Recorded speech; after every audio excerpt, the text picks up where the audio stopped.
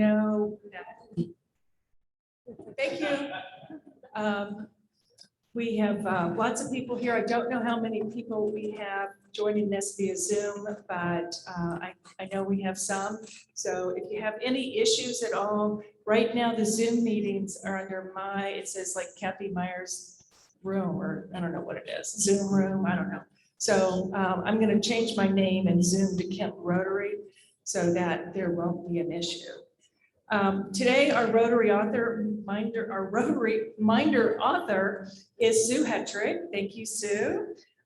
We have Adam back in the audio booth, and he's say enough to thank that man. So thank you, Adam. Our patriotic song today is by David Dixon. I think we're going to sing "America the Beautiful." It's in the songbook if you don't know the song, page 79, song 67.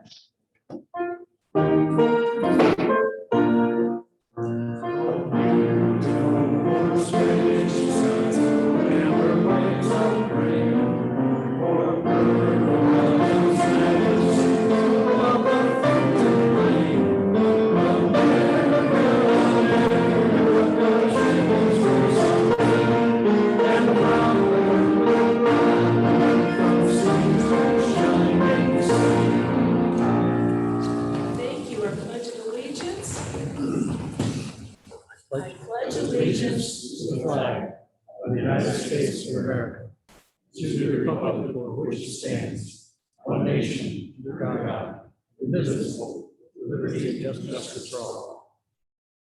And our prayer, our invocations by Sean Gordon. Do you want the mic?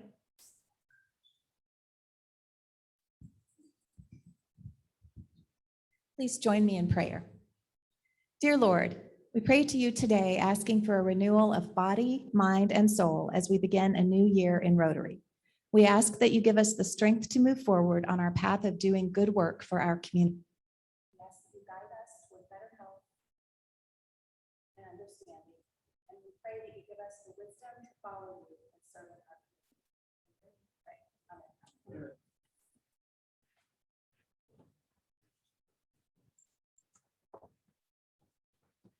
Died, Adam. Okay, we won't use that one again today anyway. Thank you. Our next song is going to be "Let There Be Peace on Earth." It's on page 33 in your blue songbooks, song number 20.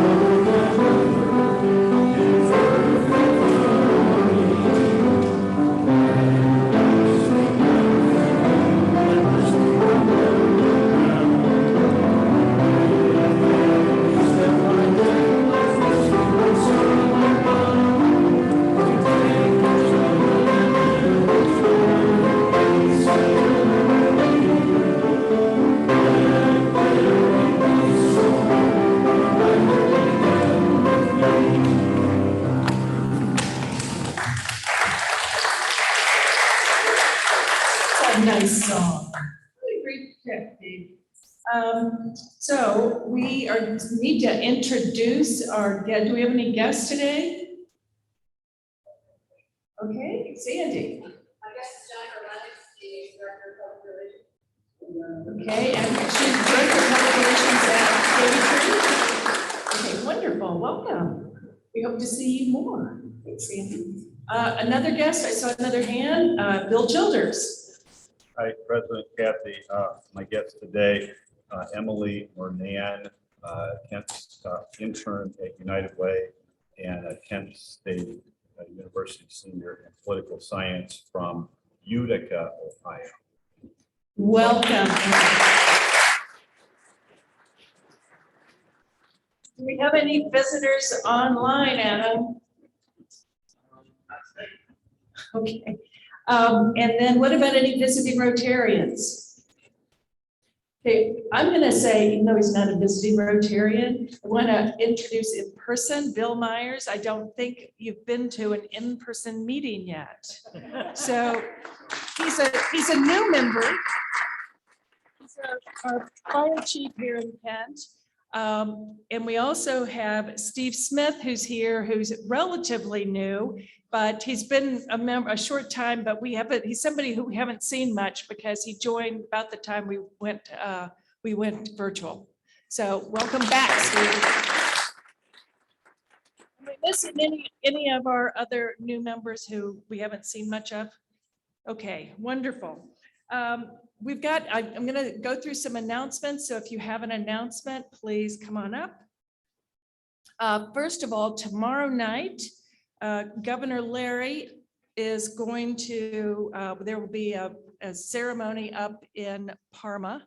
And I think he's going to give us a little bit more information, but it will be a banner exchange where we will be receiving the banner as the club with the district, the home club of the district governor. So I'm looking forward to that. I know several of us are going.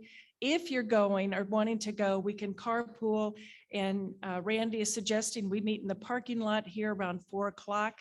So raise your hand if you think you'll be going so that we know not to drive away from you. Okay, good. And then on the 15th, we have our Rotary board meeting at 7 p.m. It's via Zoom, so that since we'll all be doing something tomorrow night too. So it'll be at Zoom, 7 o'clock. The board members should already have received the Zoom link. If you would like to join us, just let me know and I'll send you a link. August 24th, I want to let you know we cannot meet in the church. So we will be discussing at the board meeting what to do. But if you guys want to throw in right now, the problem is they're having their rummage sale, their trash and treasure sale, and it will be in this room and across the hall. So we cannot meet here. The way I see it, we have two options. We can find another location to meet, which means we will not have anybody joining us via Zoom unless one of you knows of a place where we can do this. Or we can just have a 100% Zoom meeting again for that one meeting. Any show of hands, Zoom, all Zoom? Or looking for another place and not including the Zoom people? Okay, we're going to have an all Zoom meeting on the 24th. Sorry, Randy. And then I think Rachel's going to talk about, we've talked about a food truck for next week, and we also have a shirts committee that's going to be getting together. So Rachel.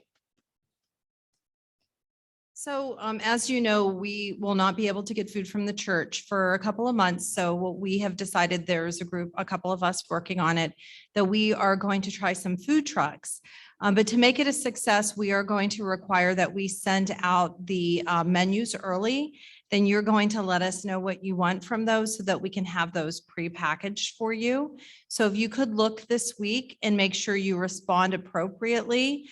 We're really excited about the food. We're going to start. I don't know if you guys know Will, who's got the Louisiana Southern style cooking. He's going to be next week. So we'll get that out, and we hope that you guys can start eating together again and having a good time. So,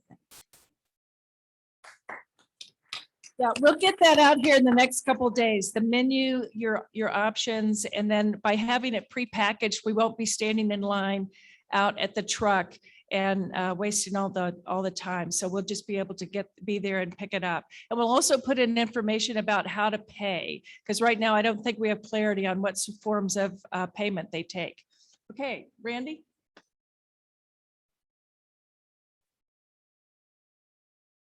As you may have seen in the Rotary Reminder, there's going to be a celebration of life for our friend and fellow Rotarian, Richard King, Dick King.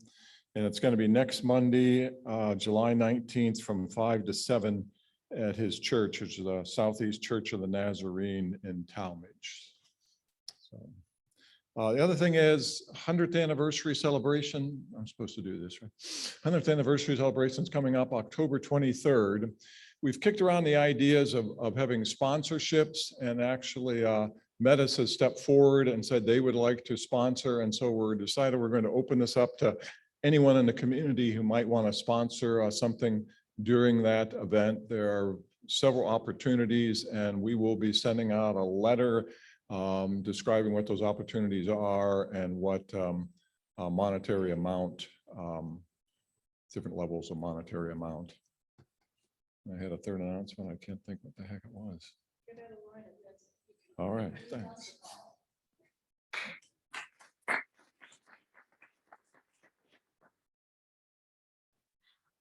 I can't be here the next 2 weeks, but I did want to remind everyone that the foundation board will be meeting the second Tuesday of August. So please, if you know any organizations in the community that have a need to submit an application for funds, I ask that you submit those to me no later than August 31st. Thank you. Oh, July 31st. I'm sorry, July 31st. And you can email me. If you can email me before the end of the week, I can send you the application. It is available on our website. Thank you.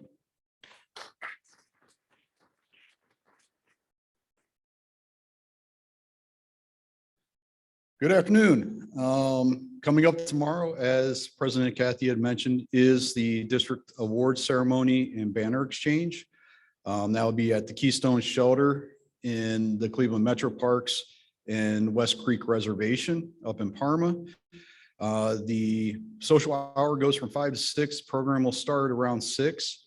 If anybody wants to join still, you can still, if you go to the district website, there is a phone number to call to register at this point because we had to close the physical registration last night so we get name tags made.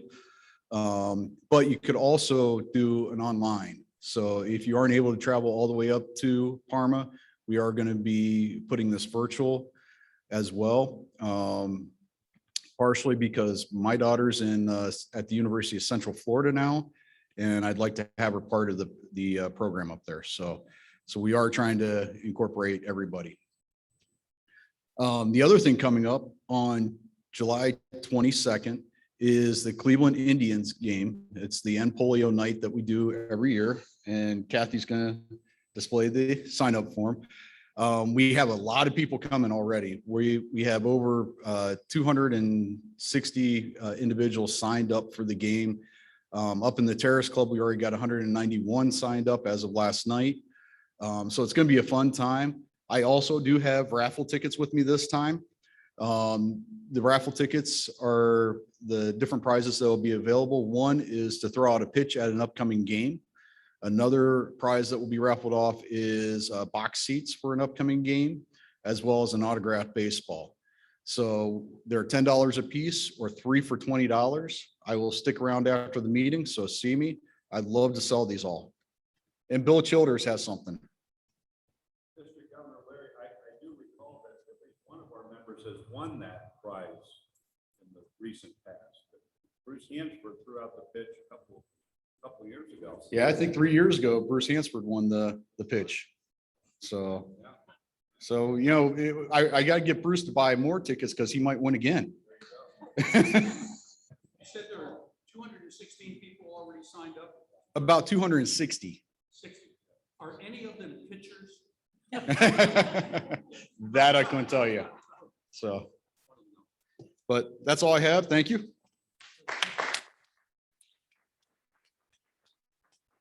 Yes, Bill. President Kathy, an observation on the August 21st meeting. So that's the meeting where Tom Larkin is going to introduce the new teachers, which it may be better, we might want to do that in person at the school. You know, maybe the school. Thank you for that consideration. That's good intel. I appreciate it. Yeah. So I'll confirm, I'll confer with Asa as program chair and see how he wants to manage that. Okay, before we get to our 100th anniversary moment from Jim Myers, I do have something else that I'd like to do this year. And that is, especially for the 100th anniversary, which I know we're on the backside of that, but I'd like to get a club photo. When was the last time that we had a club photo of all the members? 2009. Okay, so we're overdue. And I think if we're going to have one, this is the perfect time to have it. So I don't know any photographers that do those big expansive groups. I don't know if any of you do, but I think the last one was done on the back steps here of or the front step, I don't know which, the ones by the parking lot. I think that's where the photo was taken. But if anybody here knows a photographer that we could reach out to, Chaz does. Yeah, he is. Some people, I've talked to photographers about some things. It's like, I'm a photographer, but I don't do that. So I just need to check with him, but that's a great idea. Oh, she did? Yeah. And she's one of the people who said, I used to do that, but I don't do that anymore. So I'll have to double check with other people. So if anybody has any other ideas, please email me. Jim Myers, 100th anniversary moment. I'm going to have you come up here.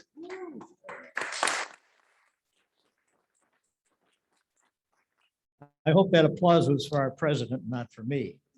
For you who don't know about the song that we sang, Let There Be Peace on Earth. The bottom of page 35 is an interesting story of how it came to be, if you have the chance to read it.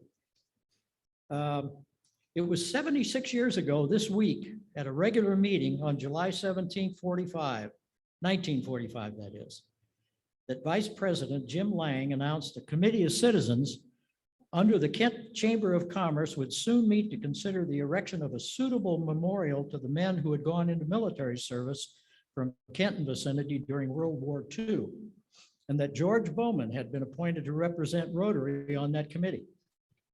The following week, the guest speaker, and this is rather appropriate, was Mayor Alf Lovell, who talked on Your City, Kent. A little later, the club at its meeting on Tuesday, August 7th, 1945, listened to one of its own members, Dewey Barrick, outline his experiences in the South Pacific while in the service of his country. Keep in mind, this was August 7th, 1945, and it was 1 week before the Japanese surrender in World War II. His modest yet vivid recital of the participation of his unit in the landings at Guadalcanal, Leyte, and other islands brought home the horrific havoc and wrought and the tremendous loss of life occasioned by such encounters. In closing, Dewey pleaded for even greater attention to the establishment of peace than had been given to the waging of war, that these things may not happen again.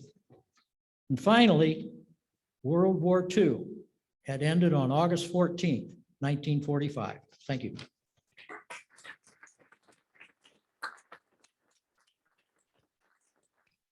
Right, to introduce our program today, we're going to go through a series of Daves here. Dave Myers.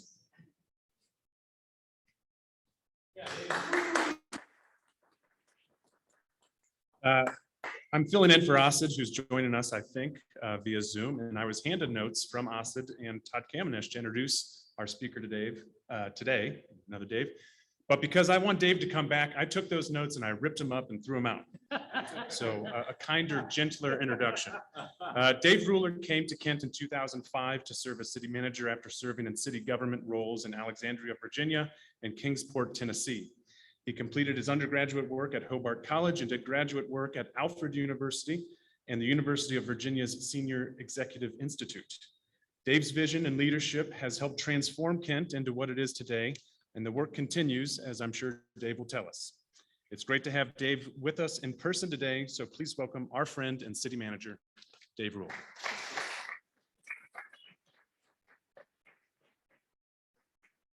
Well, thank you for that kind introduction. Let me see. I'm a little taller. I don't want to mess this up. But I worry. I know I don't have great hearing, so I'm always like the first guy in the room was like, ah. So I appreciate it. If you can't hear me, I'll do my best to project. And it is great to be in person. I assume we're in person. This isn't just a big green screen and you're all actually sitting at your home. And yeah, it's all in my head, Todd says. So I guess this is as close as I'll get to being a guest host. So I feel like I should say live from New York. It's Saturday night. That's right. We're live and in person, people. That's fantastic. And I have to say, council joins you in being live and in person now too. We have adopted streaming because our attendance in the Zoom world was about 10 times greater than it was in person. So in the spirit of community engagement, we're going to keep that going. And so if you're so inclined, please join us. We haven't worked it out yet where you can ask questions online. We did that during Zoom, but now that we're done with Zoom, we're just live streaming. So if you actually have questions, got to show up. Sorry.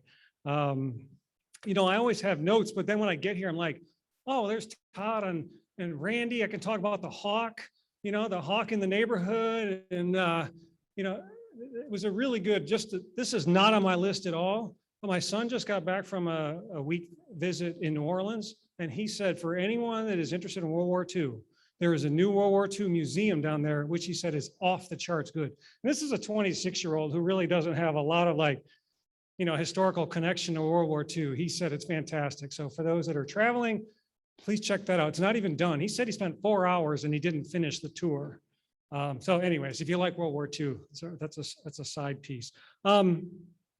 So yeah, Asid said I need to have a title, and I said, how about my mountain biking trips? And he's like, no. So I didn't want to suffer the wrath of Khan, and sorry, I was saving that one up. Hopefully he heard that somewhere, wherever he's at. But I have to say, I know in a couple of weeks, I do actually, I know I'm not great about attending, I'm sorry, but I do read each week the summaries, and I see that Joan Seidel is coming in a couple of weeks, so she'll give you much better detail about COVID than I can. But I know she would want me to say this, sort of channel my inner Joan. We're not out of the woods yet, okay? And as big a relief as it is to feel like we're out of the woods, we're not out of the woods yet. So be smart, be practical where you can. Still take precautions, and please don't shame people with masks. And likewise, if you feel like you need a mask, don't be ashamed to wear it. I know I'm as like everybody else, we're ready to toss that thing away, but this whole sort of reemergence of the variants and so forth has us a little worried. We've been really fortunate, and again, off script, Bill is here. I didn't know Bill was going to be here, but he's our soon-to-be fire chief. We're really excited to have Bill.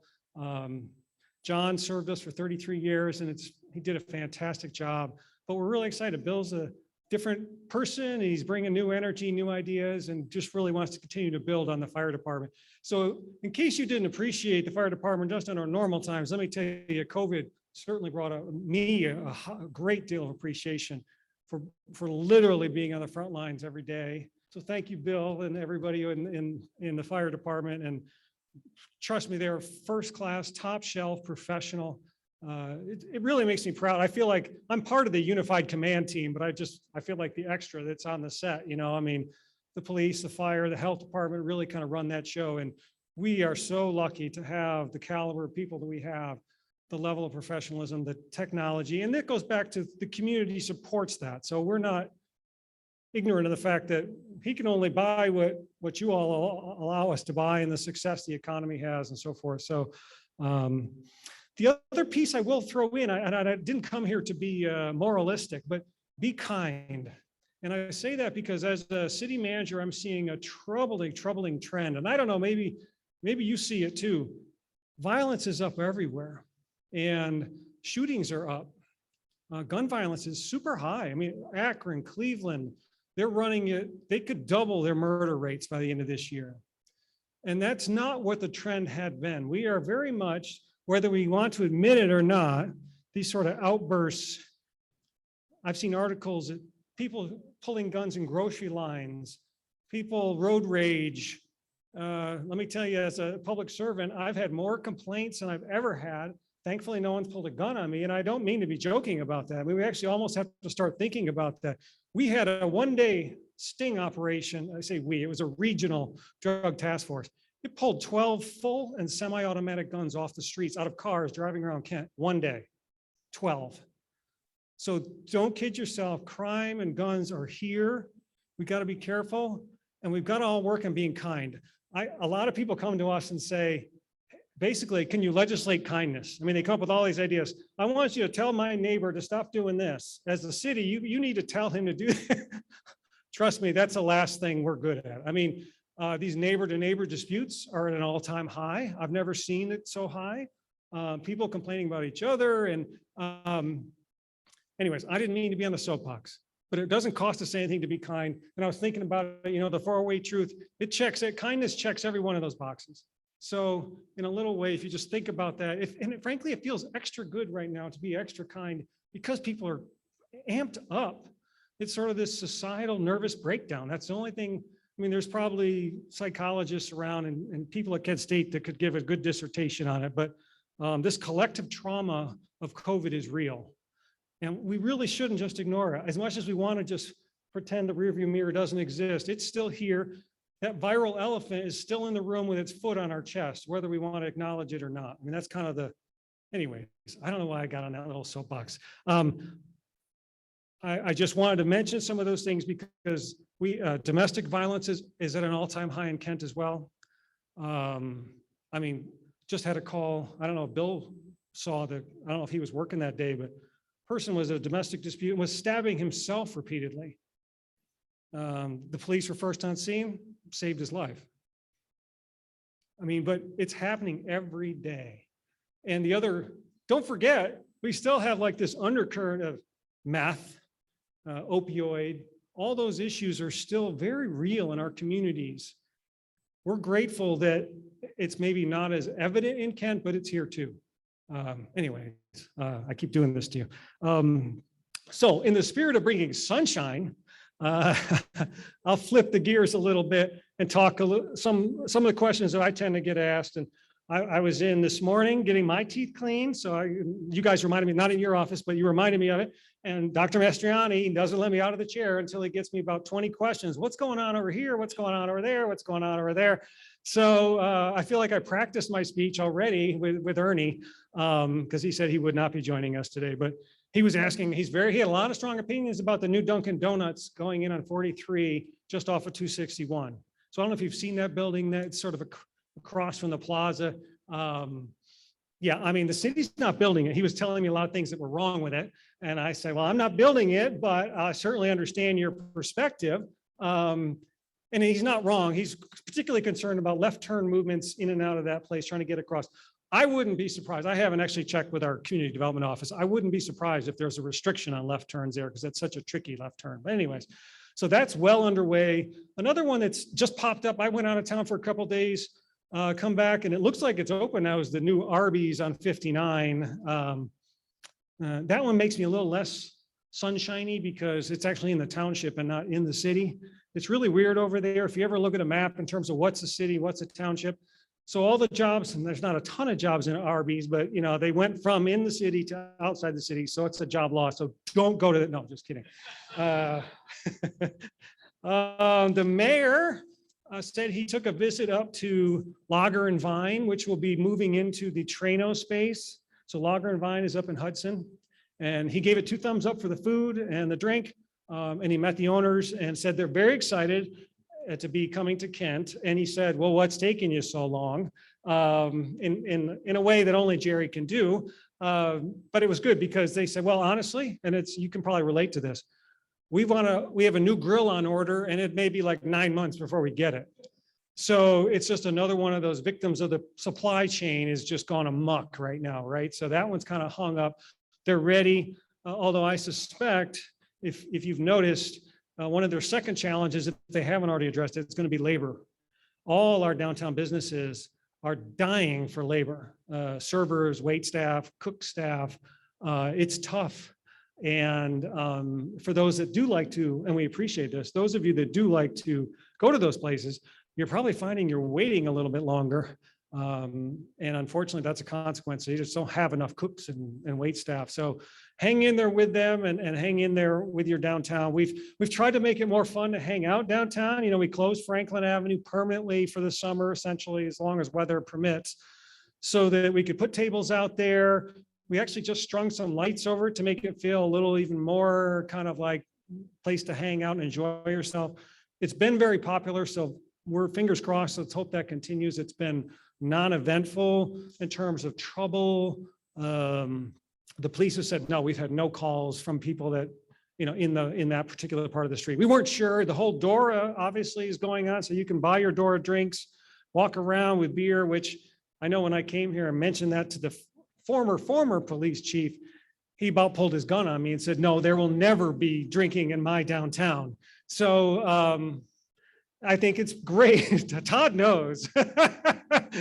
Todd knows how far we've come. And it's just great to see the community not only not cause trouble, but to fully enjoy it, embrace it. It's really become very much part of the Kent brand.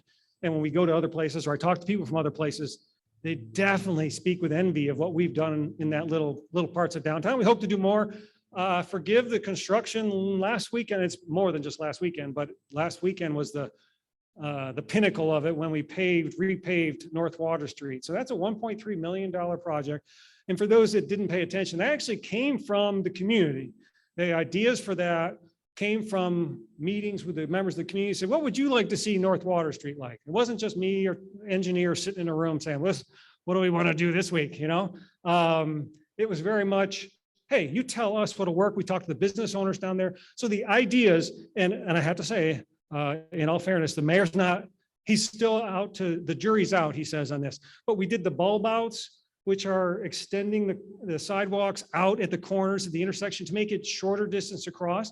And I'll tell you, one guy that should be able to speak to it would be Howard Boyle, because how many times did Howard say to me, how hard is it just to paint a crosswalk in there? Because my customers are trying to get across the street and you guys make it so hard.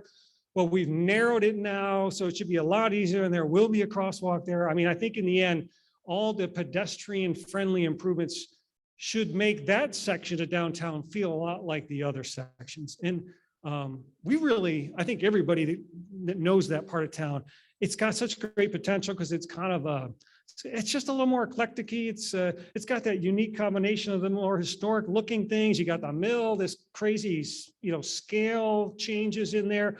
But done right, it can be kind of a special spot. And we think this is a big step towards that. And I'll tell you what, we've had more interest. The city's bought some properties. We own 3 buildings. If you're interested, give us a call down in the middle of that block. We've had far more interest. We actually have sort of bidders working on each other, trying to outbid the others informally as they finalize their business plans for what they want to do with our property. So, it's the old idea that investment begets investment. We saw that downtown the first go around when we first started buying properties with Kent State. Next thing we know, knock on the door, here's Mr. Burbick, and his portfolio grew. Phase 1, phase 2, phase 3, and then Collegetown, Kent. And so it really does build on itself. And that's our hope, is always that it extends into that corridor. And if you look all the way into that corridor, the North Water Brewery, is that the right name? Don Sheldall and Bob Mayfield and so forth. That's their place. I mean, it's more than just theirs, but that's been really great. And I think you've seen a lot of people. It's an active spot. And I don't know, and Paul, you might know this. I've noticed, it seems like there's weekly runs out of there, like. Okay, and cycling. Okay. So you will see, I don't know if they're using the trail. I saw like this pack. I was coming back from somewhere, driving up Crane, and here comes a pack of about 30 runners, and they were all different kinds. I mean, one had a stroller. So, I mean, this wasn't just like elite runners. It wasn't just Paul. It was everybody in between. And it was kind of great. And they were all heading down to North Water, and I saw them later, they're all drinking down there. So that's just great. I mean, that is so our community. That's what we can deliver in a way that is so much harder in other places. Stowe really can't do that. And I even argue, and Hudson can't do it, although Hudson likes to give us a good run for our money. They certainly have a great downtown in their way too. So we're pretty excited about seeing that kind of grassroots stuff. That's not stuff the city legislated, or that happened on its own. And a lot of that I'm grateful. Main Street Kent is such an enormously valuable organization to the city. Huge, whether the events that they do, the creativity they bring. Speaking of kindness, they're working on, they have the little library of books in the Dan Smith Park where you can go, if you have old books, you can put it in the little library and people can take it. Well, they're now working on the little little box of kindness. I guess they tapped into the same kindness-ish concerns too. So you can leave gifts in there. Mainly, it's going to be artsy craftsy stuff. I don't know if the box is going to be in Dan Smith Parks. They were looking for different spots.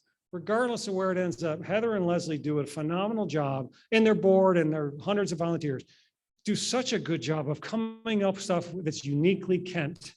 And they did the MS5K. I think that sort of vaulted this whole idea of using North Water Street as a running, biking. It's right there on the trail. And they've got it's not the Potter Fest. Wizardly World is coming back. I think I have the dates but it's in a slightly modified form because of COVID. Speaking of which, Heritage Fest, I think those of you who've been around the block long enough, that's like a big deal to plan. And the chamber director is usually kind of the point person on that. And as most of us know, the chamber director, she left just in the nick of time because right after Lori left was about when COVID arrived and everybody stopped paying their dues because they couldn't afford to keep paying their dues. So the chamber is still without a director, so they were not able to plan. And when they asked us in December of last year, hey, are we gonna be able to have Heritage Fest this year? We were like, probably not at that time. We didn't think you'd be able to, because we were still knee deep in the pandemic. So they did no planning early, but as things got closer and things got a little better, they did kind of that last minute, let's not do the carny vendors. Let's just make sure our downtown businesses are open. We'll do bands around town and see how that goes. I have to tell you, I was down there. It was well attended. It wasn't 50 or 20,000 people like the normal Heritage Fest, but what a pleasant night. It was local.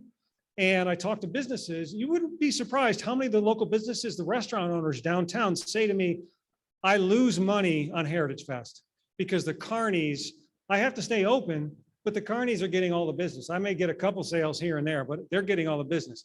So we're kind of like all thinking, well, when we get this new executive director, it may be time to regroup on how Heritage Fest occurs. Maybe the whole carny thing has run its course. Maybe we need to take advantage of more of the local businesses and encourage them. Hey, another piece of interesting news that I think it's been in the news, so you may have heard it, but this downtown ice rink, I don't know if it's made the circles with you guys, but the city of Kent State, Dr. Dyken, in the process of dealing with COVID, one of his sort of aha moments is, man, we just got to focus on our togetherness, our downtown. Something about COVID really seemed to pique that in him. And I love that. That's great. And so he approached us, and it had been an idea that we've been talked about, but it's pricey. It's expensive to run an ice rink because obviously we don't have cold enough winters, thankfully, certainly not in November, to keep the ice frozen. So it's a refrigeration system that a vendor will bring in this weather. And it has to just stay frozen the entire time. And then it has to be staffed with skates. You know, they'll pay $5 to use the rink. You get the skates as long as you want. And there's got to be some sort of like, you know, skate rink person that makes sure Todd's not knocking kids over and taking their hats and stuff like that. So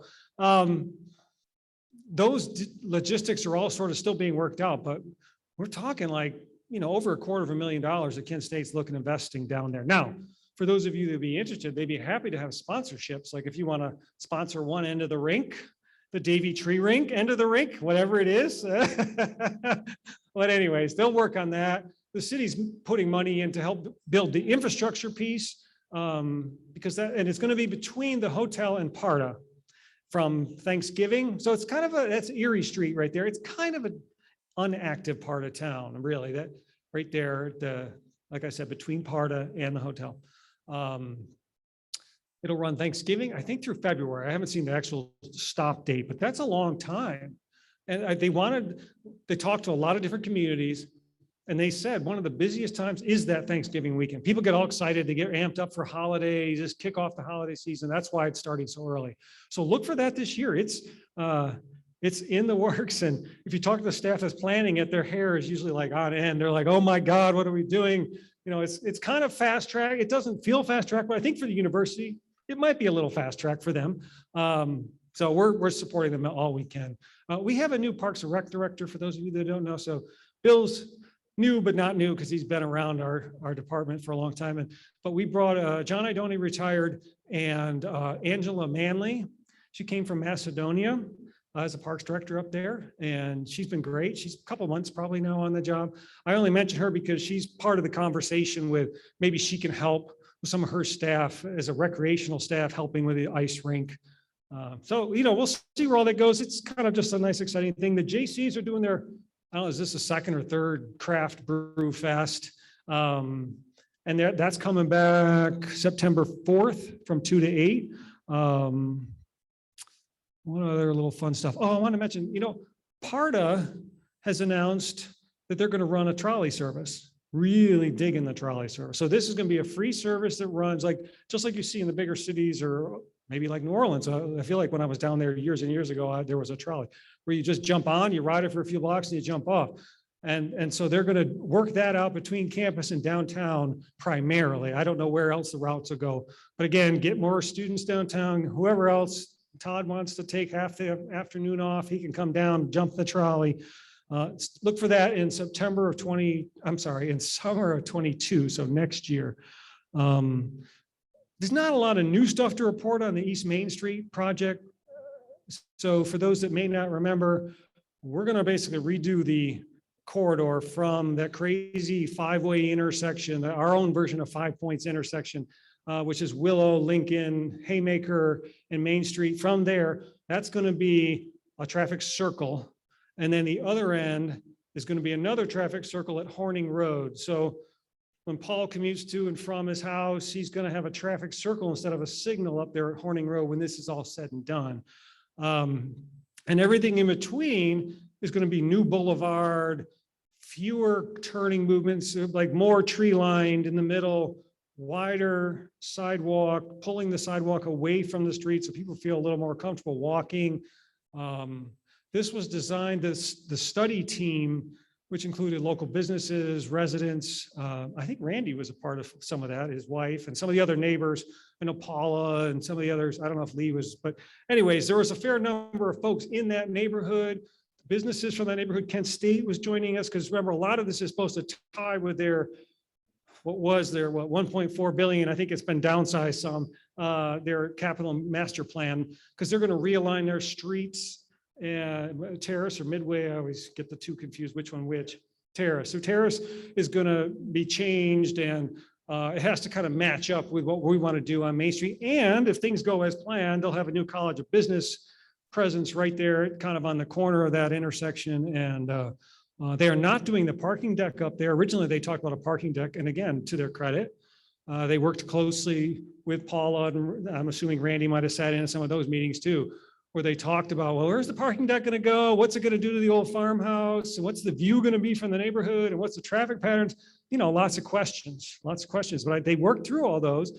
And then at the end of the day, COVID happened, enrollments dropped a little bit. They're bouncing back, but they've reevaluated the whole parking deck. And I think they're going to not pursue the parking deck, which is fine.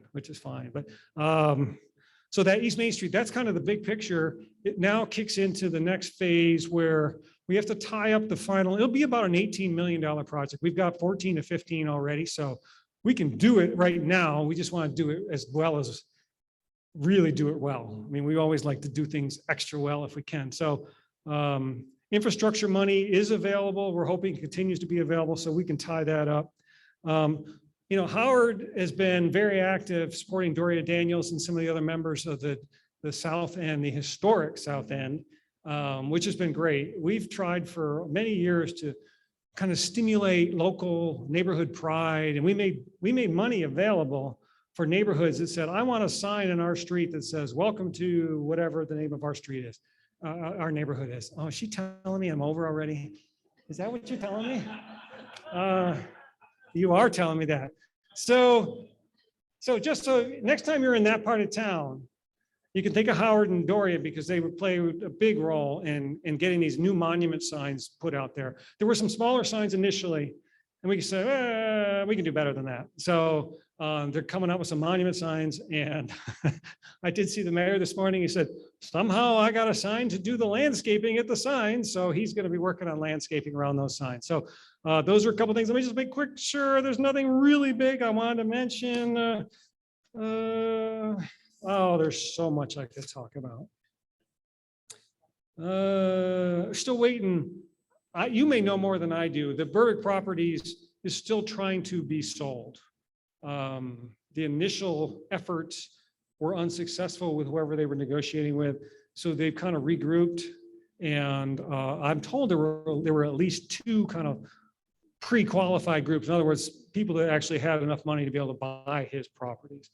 That's all I know. I'm on a need-to-know basis, just like the rest of you. You may know more.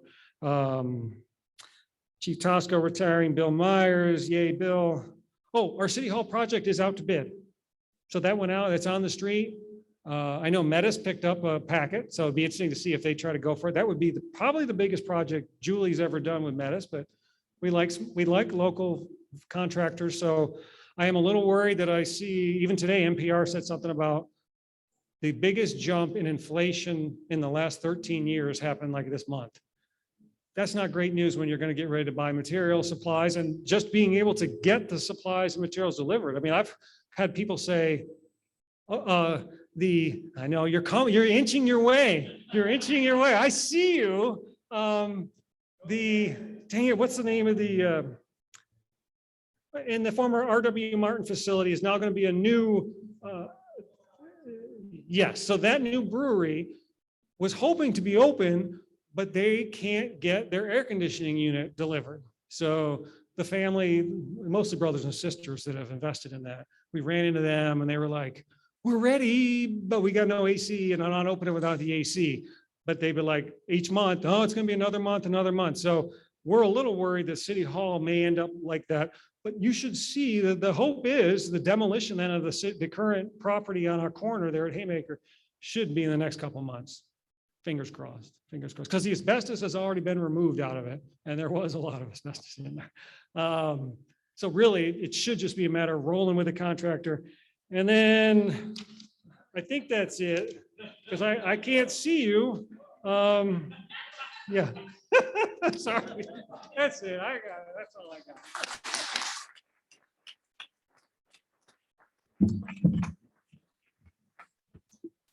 I don't want to be the person who, one of my first meetings, we go until 1:20.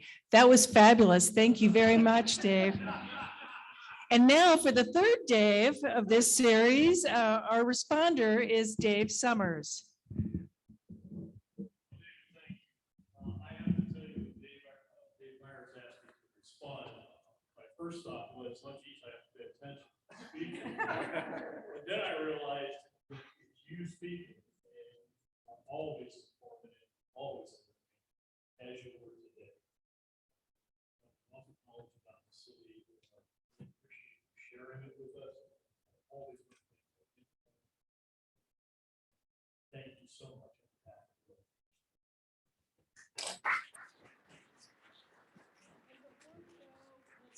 The four-way test, and we get an even we get a bonus one from the church school. Armor Up with Truth is here for the fifth of the four-way tests. But of the things we think, say, and do, is it the truth? Is it fair to all concerned? Will it breed goodwill and better friendships? And will it be beneficial to all concerned? Be kind. Anybody who wants